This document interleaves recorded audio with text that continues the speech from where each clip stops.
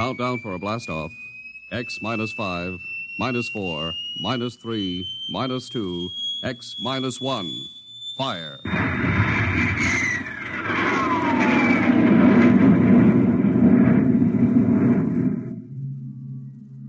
From the far horizons of the unknown come transcribed tales of new dimensions in time and space. These are stories of the future, adventures in which you'll live in 1,000,000 could-be years on 1,000 maybe worlds. The National Broadcasting Company presents X minus 1.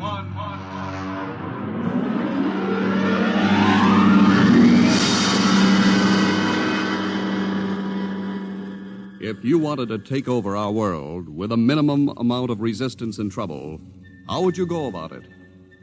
Tonight we'll tell you how, with a strange and chilling story by George Lefferts. The Parade.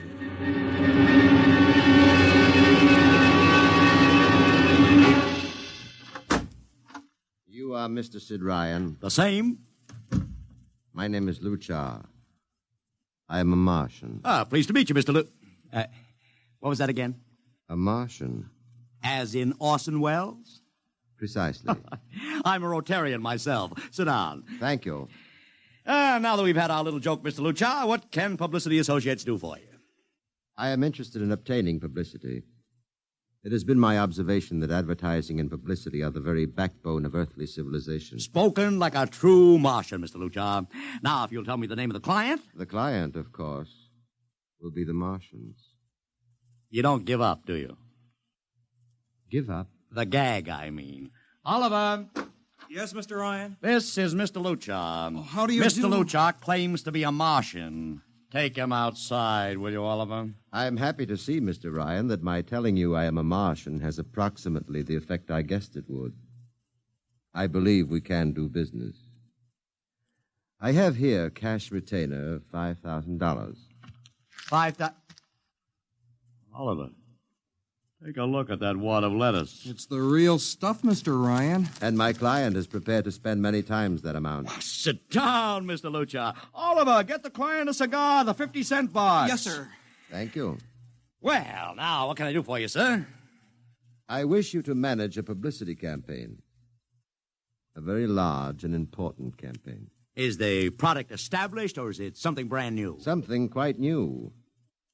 Now, what would you judge the most effective type of campaign? Well, if the client has a lot of dough to throw around, a suspense campaign is best. First, you place ads in the paper saying, "Watch this space." Then, about a week later, you run an ad saying XYZ or PDQ, and you get people guessing what it means. Then, finally, when you've teased them enough, you bust loose and unveil the product. Excellent. We will conduct a suspense campaign. Of course, in this kind of campaign, secrecy is very important. Once the name of the product leaks out, it spreads like wildfire, and the whole campaign is kerfloppo. Quite so, quite so. The utmost secrecy. You realize, of course, these things cost like crazy. Would, say, $1 million cover expense? Come again? I said, would $1 million cover it? Why, yes, I am. You did say $1 million. I understood that you have handled some very large accounts. Of course, if this is too big... No, not at all, not at all. As a matter of fact, I seldom touch anything less. Right, Oliver? Huh?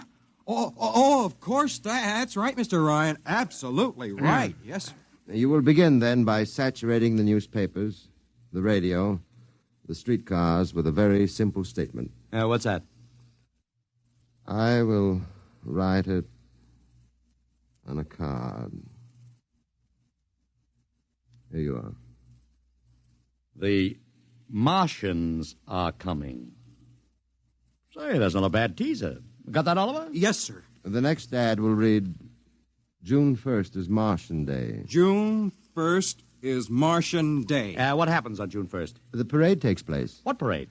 I wish you to arrange a parade up Fifth Avenue. You mean like the Macy Parade? Exactly. Except that the theme will be the world of tomorrow, the Martian world. My client would like it to be a gay affair. Balloons, clowns, pennants, pretty drum majorettes. Say, that sounds terrific. I might be able to interest the department stores in a tie-in. Fine. The parade will climax the campaign. On June 1st, the product will be unveiled. Good enough. By the way, Mr. Luchar, just what is the product? What are we selling? Oh, no, Mr. Ryan. Secrecy, remember? Yeah, but after all... Mr. Ryan, all will be revealed to you in good time.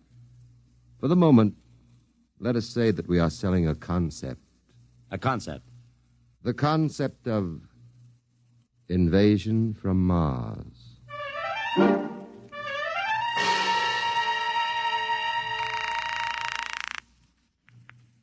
Sorrel Talent Agency.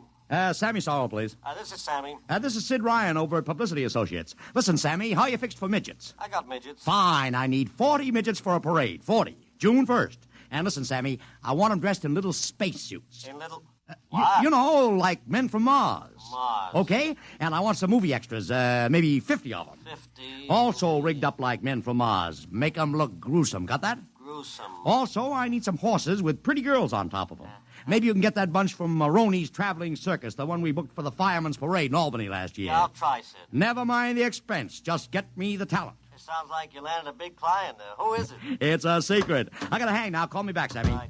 How you doing, Oliver? Oh, fine, Mr. Ryan, just fine. I got 100 small boys pasting little stickers. The Martians are coming on the subway platforms. Good. We got full-page ads in all the dailies. Good. And 10-second spot announcements on every local station. Good. It's costing a fortune. Good. The more it costs, the bigger our percentage. Spend like you were going to the electric chair, Oliver. Yes, sir. How are you making out in the parade? If it comes off, it'll be the biggest thing since Barnum invented the midget. I've got Macy's, Gimbals, and Saks to contribute floats. Everything is built around the Martian theme, see? Even the horses will have long feelers attached to them and funny-looking extra legs. It'll be sensational. That sounds fine, only... Only what? Mr. Ryan, we don't even know what we're selling. Oliver, my boy, do you think old Sid Ryan has been sitting here spending all this moolah and not putting two and two together? You mean you know who Luchar represents? Just by accident, understand? I have learned that Century Pictures is making a big new epic. One of those expensive pictures they make in secret and then spring on the public because they don't want the other studios to get the jump on them. What's the picture? A space opera titled Invasion from Mars, get it? Oh, I begin to see. Also, by mere coincidence, it's supposed to have its premiere sometime around June 1st. You follow me? Yes, but, Mr. Ryan, Century has an exclusive contract with New Feature Syndicate for all their publicity. Suppose Century Pictures doesn't like the way New Features is handling their stuff. They want to get out of the contract, but New Feature says no, so they have to get around the contract. A man named Luchar, client unknown, starts publicizing the Martian invasion. Need I go further? Oh, I don't know, Mr. Ryan. Sounds pretty far-fetched to me, but I don't know. That's what I like about you, Oliver. You're so innocent.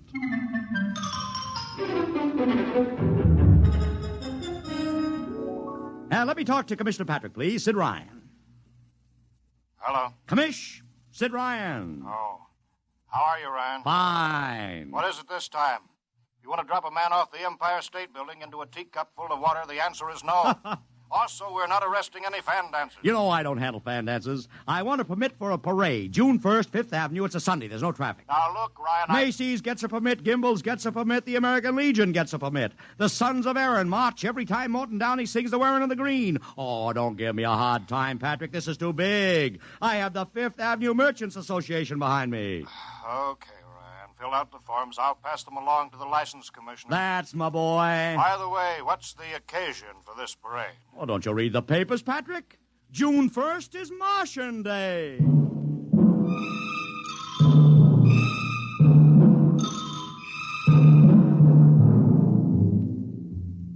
How is the campaign going, Mr. Ryan? Like wildfire, Mr. Luchar, like wildfire. Everybody and his brother is going along with the gag. Yesterday, we distributed 50,000 Martian hats to school kids. I got some of the merchants doing World of Tomorrow displays in their windows. Every big novelty manufacturer in town is climbing on the bandwagon. They want to get into the parade with floats, giveaways, anything. Everybody smells a buck to be made. I wouldn't be surprised if the mayor himself declared Martian Day. I've even arranged for Commissioner Patrick to accept a $50,000 check for the Policeman's Benevolent Fund from the man from Mars. Oh, it's terrific, terrific. My blood pressure's up to 200. Excellent. I I understand Century Pictures spent over $1 million making that space opera. I beg pardon? Oh, come, Mr. Lucha. Sid Ryan wasn't born yesterday, you know. I know who our client is, even if you don't admit it. You do? Always thinking that's me. Well, as long as you know, let's keep it to ourselves, shall we, Mr. Ryan? As you once remarked, when these things leak out, it destroys the surprise and ruins the effectiveness of the campaign.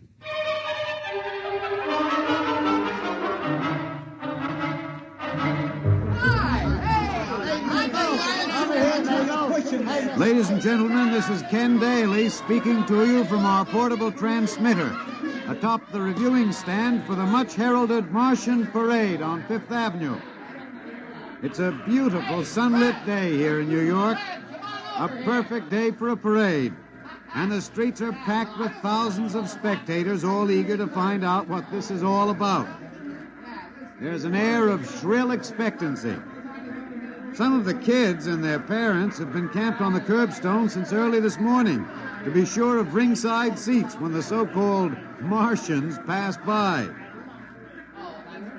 I've just had word from Saul Brown up at Central Park Mall that the Martians have landed from big pink balloons.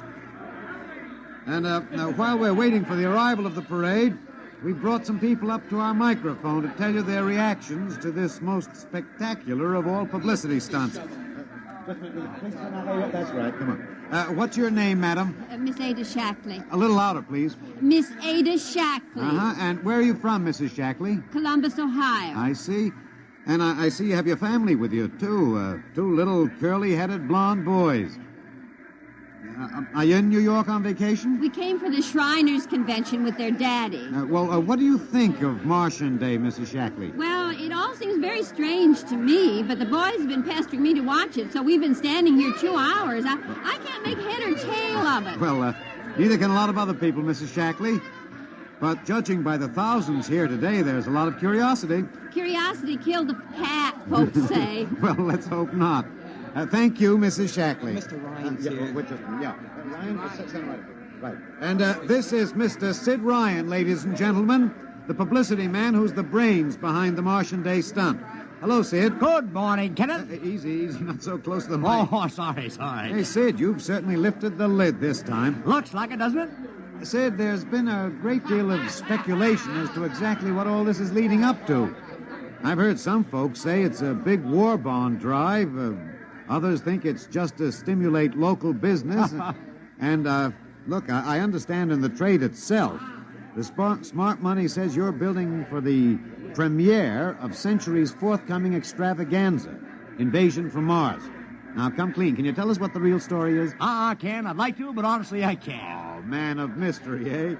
Are you going to watch the parade from the stand here? No, Ken, I can't stand noise. I'm going up to my office and watching company. Well, thank you, Sid Ryan, and good luck. And here they come, ladies and gentlemen. The first units of the big Martian parade, swinging down Fifth Avenue with fanfare, colored streamers, music, confetti, floats, all the trappings of a Mardi Gras. And here in the vanguard is a whole troop of little midgets in weird-looking pink and blue spacesuits, carrying Rube Goldberg weapons with signs painted on them. Let's see, I can read one which says, Atomic Blaster. Another one has a placard reading, We're Martian through Georgia. And here come the clowns, laughing and falling all over each other. They're giving free sugar candy to the kids along the way. Yes, ladies and gentlemen, this is a happy, laughing crowd along Fifth Avenue today.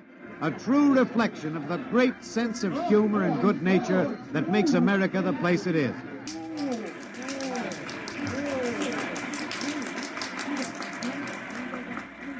This is promised as the climax of the show. And now a great hush has fallen over the crowd. It's quite a sight to see these thousands of people standing here expectantly, hearing only the great regular sigh of their mass breathing.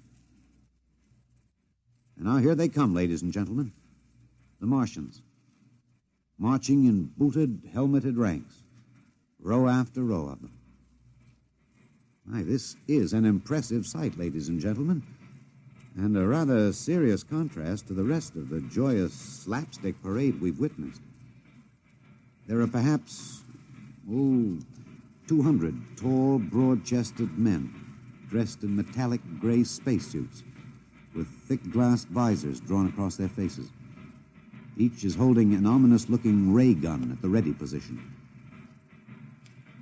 They're marching in absolute silence, keeping step perfectly, as though some mute, unspoken command were marking time for them.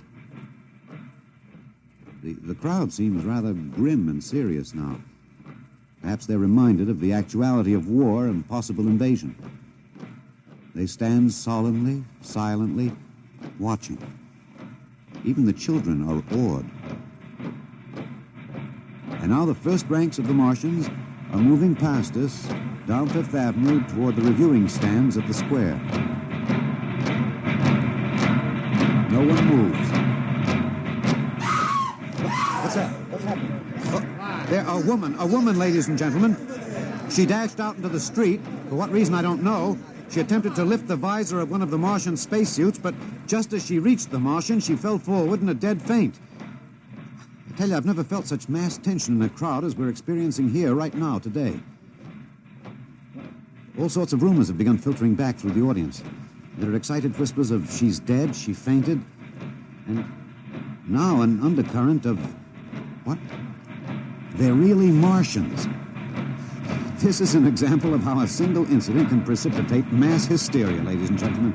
I tell you, it's a mighty reassuring sight to see the blue uniforms of New York's finest spaced every 10 feet or so along the avenue. Somehow, I can't explain it, this incident has begun to work on what was a moment ago a happy, carefree crowd, and the complexion is changing.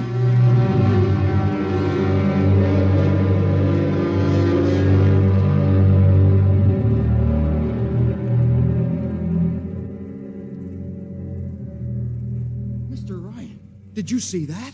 A woman fainted. Of course I saw it. What do you suppose she saw? Oliver, old man, did I ever tell you you were too naive for this business? But that young woman ran out into the streets to get a close look at the Martians, and then she screamed and fainted dead away. I'm well aware of that, Oliver, since I paid her $50 to do it. What? The dramatic moment, Oliver, the stock and trade of the good publicity. Man, relax. Holy smokes, you sure think of everything. Yeah, for my share of this deal, roughly $100,000, I can afford to think of everything.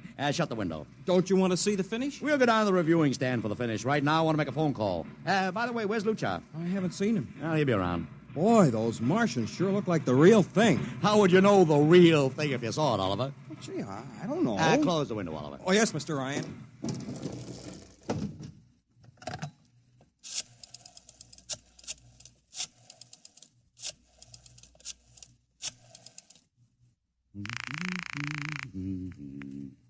Sorrow's Talent Agency. Sammy, this is Sid Ryan. Say, listen, Sid, I was going to call you. I'm awful sorry about those Martians. What do you mean, sorry? They're terrific. No, don't joke, Sid. I mean it. Well, I mean it, too. They're great, great. Are you in the bag? Never felt better.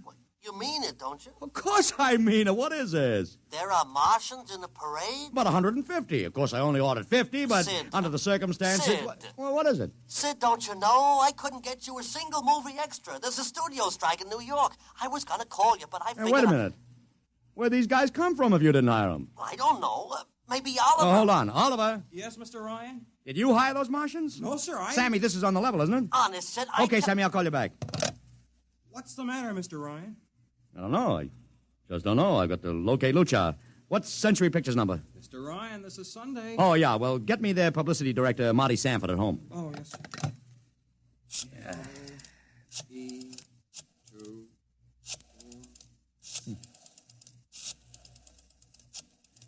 Here you are. Thanks.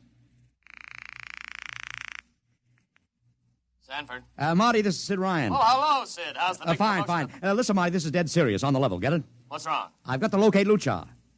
Lou who? Lucha, come on now, Marty. This is life and death. The guy you sent over to hire me for the invasion picture. Invasion picture? Invasion from Mars, the space opera. Are you batty? Marty. That picture was shelved last month.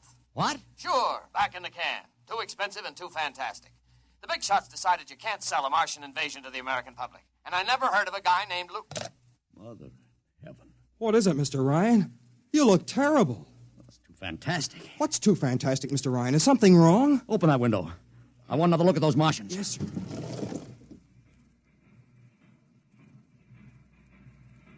Look at them.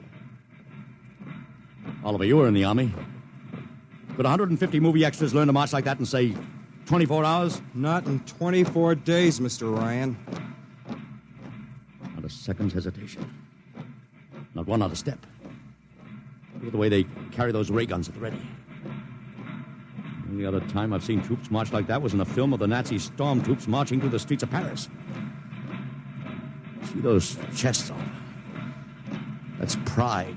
Sheer, arrogant pride. Look at those chins. That's contempt.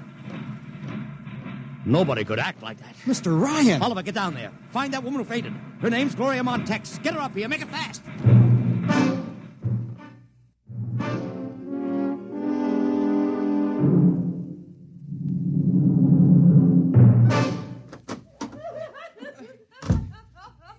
Here she is, Mr. Ryan.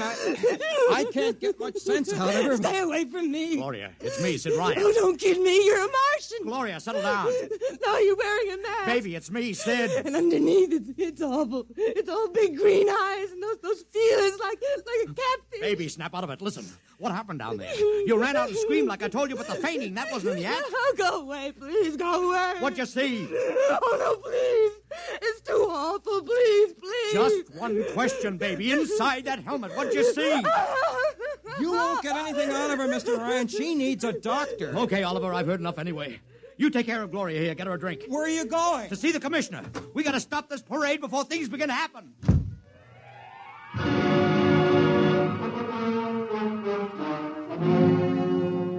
Okay, Ryan, what's the beef? Listen, Patrick, I don't know what it is, see, but something's wrong. You gotta stop that parade. I suppose you'd like the riot squad. That would get you a front-page spread on every paper in town. Honest, you publicity guys give me a pay. This may be a matter of life and death. Oh, sure. Look, Ryan, I've got no time for your cheap publicity gags. I'm a busy man. Listen, I'm trying to tell you I don't know where these Martians came from, who they are, anything about them. All I want you to do is stop the parade and make sure they're on the level. Ryan, I'm wise to your tricks. Now, if you let the sergeant show you out... You won't do it, huh?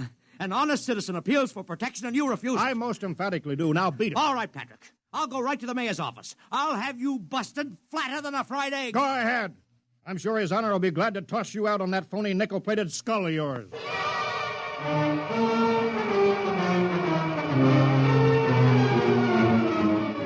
You heard me, Ryan. You cannot see the mayor. Adolf, please. This isn't a gag. I don't want publicity. All I want to do is maybe prevent something horrible from happening. In case you don't know it, wise guy, something horrible is already happening. A couple hundred little kids are in the hospital with ptomaine poisoning from that phony Martian candy you passed out.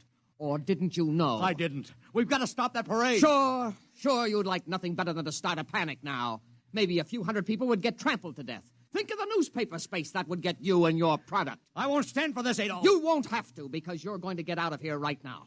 Go on, beat it. Get out. You and your publicity stunts make me sick to my stomach.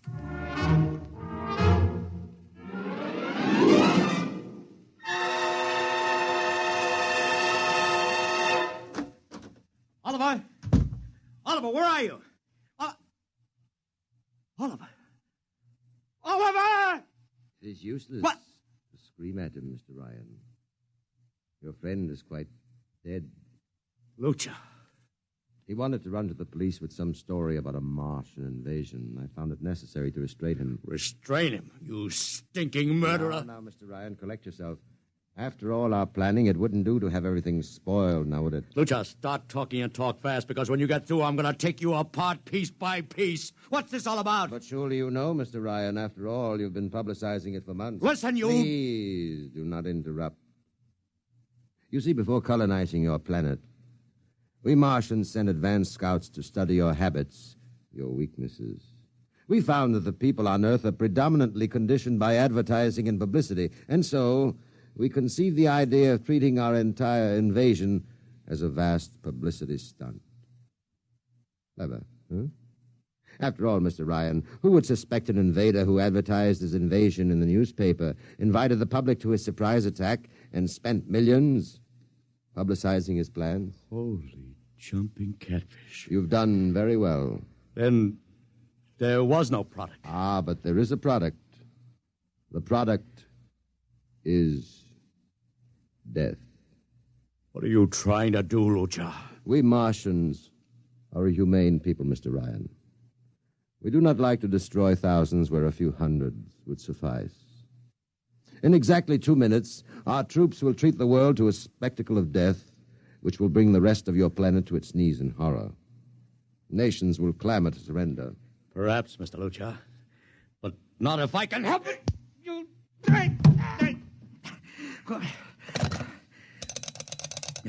Yes, please. Operator, this is Mr. Ryan. Get me the field telephone on the reviewing stand of the Martian Day Parade. Hurry. Anyone in particular? Just hurry. Reviewing stand, Sergeant Cassidy. Get me Commissioner Patrick. Hello. Hello. You'll have to talk louder. I want Commissioner Patrick. Oh. Patrick! Wait a minute. Things are quieting down.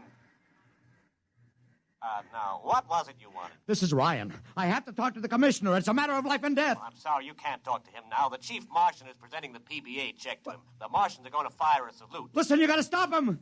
What? Stop him! I'm sorry, Mr. Ryan. You idiot! The works is going.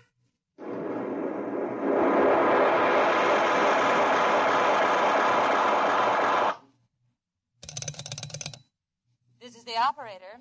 I'm sorry, Mr. Ryan, you've been cut off. I can't seem to get them back. Doesn't matter, operator.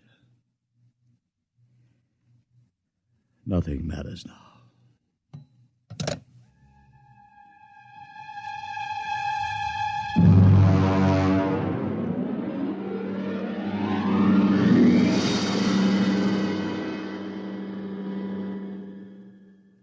Tonight, X-1 has brought you The Parade, an original story written by George Lefferts. Featured in the cast were Joseph Curtin as Ryan, Joe DeSantis as Luchar, Alexander Scorby as Daly, Agnes Young as the woman, Ellen Deming as Gloria, John Thomas as Oliver, Arthur Anderson as Sammy, Wendell Holmes as the Commissioner, and William Keene as Sanford. Your announcer, Don Pardo.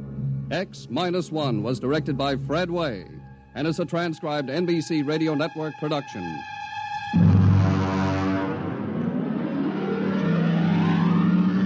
Next week, the tables turn. Instead of Martians invading Earth, we bring you a tale of men invading Mars. Ray Bradbury's brilliant short story entitled Mars is Heaven. Suppose you were a member of the first rocket ship crew to land on Mars, but instead of seeing Martians, you find that you've landed in a town that looks just like home, that all your dead relatives and friends are there to greet you, so that as incredible as it may seem, you think you're really in heaven. That is, you think so, right up to the fatal moment, the moment of X-1.